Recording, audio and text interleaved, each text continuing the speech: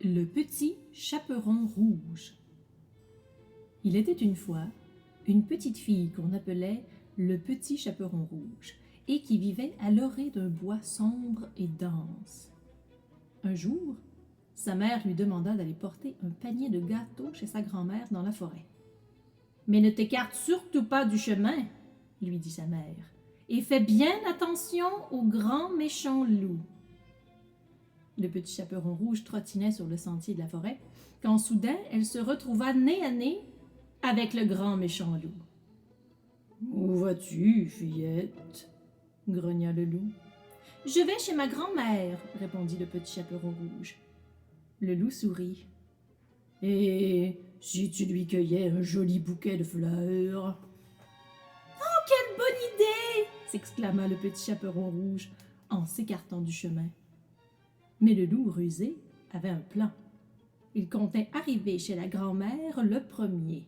« Ensuite, je les engloutirai toutes les deux, » bavait-il.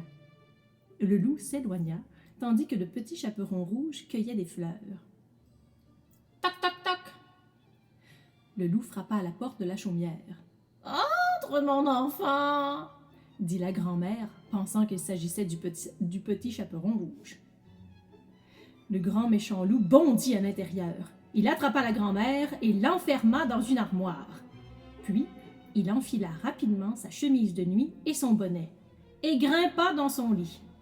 Soudain, on entendit de nouveau frapper à la porte. « Bonjour !» lança le petit chaperon rouge, entrant et refermant la porte derrière elle.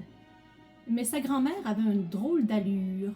« Oh, grand-mère, que tu as de grandes oreilles !»« C'est pour mieux t'entendre, mon enfant, » répondit le loup d'une voix chevrotante.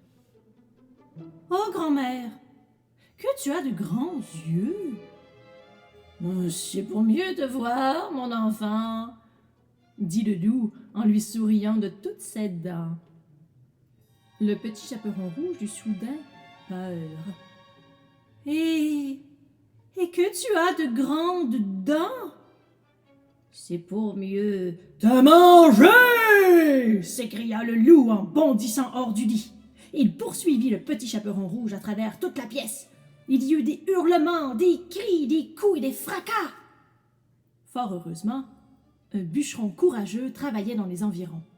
Il entendit tout ce vacarme et fit éruption dans la chaumière. « Attaque-toi donc à quelqu'un de ta taille !» Lorsque le bûcheron brandit sa hache tranchante, le loup se mit à gémir lâchement. Il s'élança hors de la chaumière et disparut dans les profondeurs de la forêt. La grand-mère se sentit beaucoup mieux après avoir mangé un gâteau et bu une tasse de chocolat chaud. Le petit chaperon rouge et le bûcheron aussi.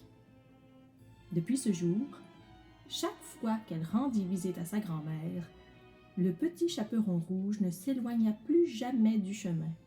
Il ne s'arrêta plus jamais pour cueillir des fleurs. Et surtout, elle ne revit plus jamais le grand méchant loup.